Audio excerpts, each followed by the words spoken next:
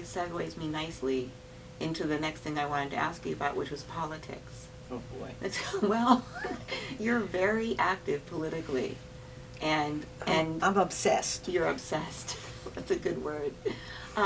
You said something to me, and I think I might have written it down wrong, but you were talking about John F. Kennedy being the first president you laid eyes on, or yeah, John F. Kennedy was the first. He's the guy that got me in. I was so I don't know, impressed with who he was. I don't know why, but I had this outfit why. on. Yeah. I had, because he was cute too. Yeah. I had this red long coat on. I had this straw hat. It had Kennedy Johnson on it, and his running mate. mm-hmm. Yes. And I'm standing on the corner of 63rd and Haverford, and the motorcade goes by, and he's sitting up on the back of the motorcade because nobody had discovered that people got killed that way. Yeah. And he looks over, and he waves. I'm waving like crazy, and he sees me, and he waves back to me. And I knew he waved to me. Yeah. The people all around me said he waved. He waved to you. I said, no, me. He waved to me. And I waved again, and he pointed to me. What? And waved. I said, see that? Wow. He waved. It was me. Wow. And that was my first presidential connection. Yeah. So tell me about the ones that followed. Well, let's see. Bill Clinton called me Mama. He did. Oh yeah, I had a wonderful relationship with him. He invited me, Holly, to his library opening in Little Rock, Arkansas. Wow. We were his guests. Let's see. Ronald Reagan. Oh, he used to call my office. Mm-hmm. Ronald Reagan called my office maybe once a month. Yeah. I represented his daughter. Yes. So what were those conversations like? Did you talk to him? Yeah. Yeah. I never ever called him President Reagan. What I did you so call him? resented. I liked him as a man, but I so resented him as president. And Mr. Reagan. Mr. Reagan. Yeah, the people in my office would answer the phone. They say something like, "There's somebody on the phone said they're calling from the White House." I said, "It is, don't." Like, that is not a prank call. Yeah. Put that through. And I told you, I was up at the ranch in San Ysidro. Yes. And another experience, and there were all I have this photograph somewhere of all this sea of white faces with silver and gray and purple hair, and a little brown peanut face me in the middle of the picture. The only one, of course. Of course. They didn't even have any black friends. So they didn't even fake it then. And then and Jimmy Carter's grandson used to work for me.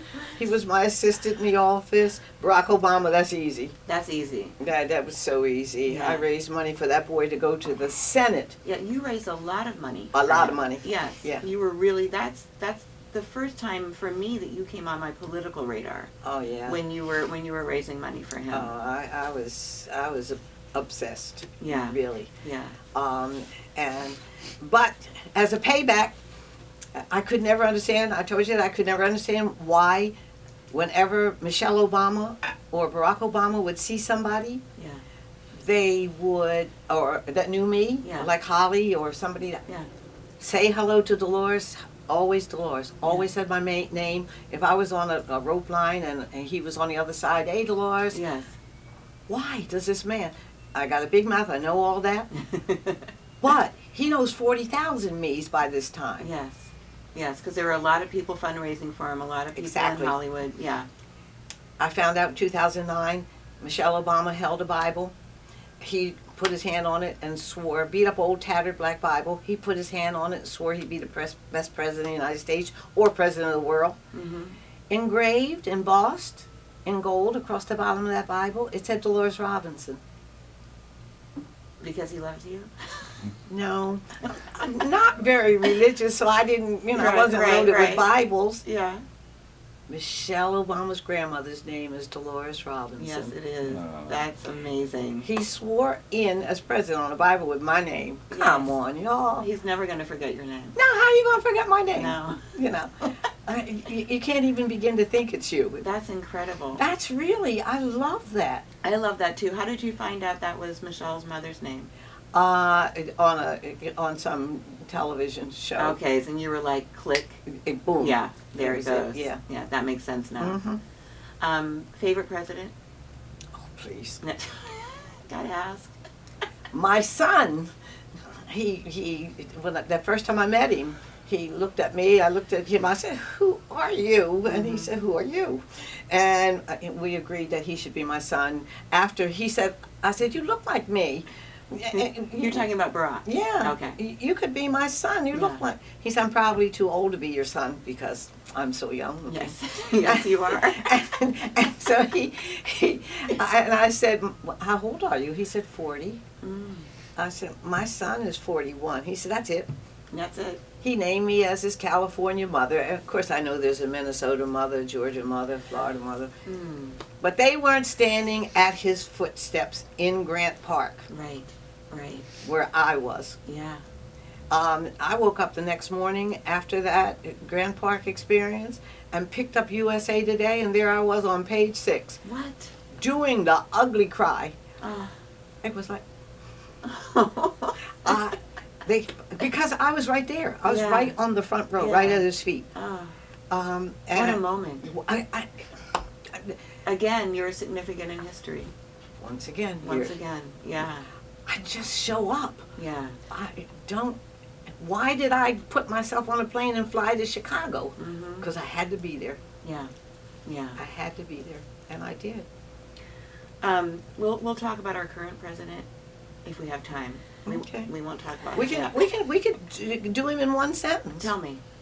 I can't stand him. Yeah. No, they all talk about how we hate Donald Trump. I don't hate Donald Trump. I feel sorry for the country. I've met Donald Trump. Yes. My daughter did Celebrity Apprentice. I was charged with being Donald Trump's escort one night at one of Holly's events. And I had to sit with him for 2 hours and introduce him to people. I just found an empty vessel. There was nothing in him. I just felt nothing. And I think he's the worst president in the history of presidents. I think that it'll take a while to undo the damage that he's done to the country. That was really succinct. Thank you for that. Yeah. I could go on. I know. I know.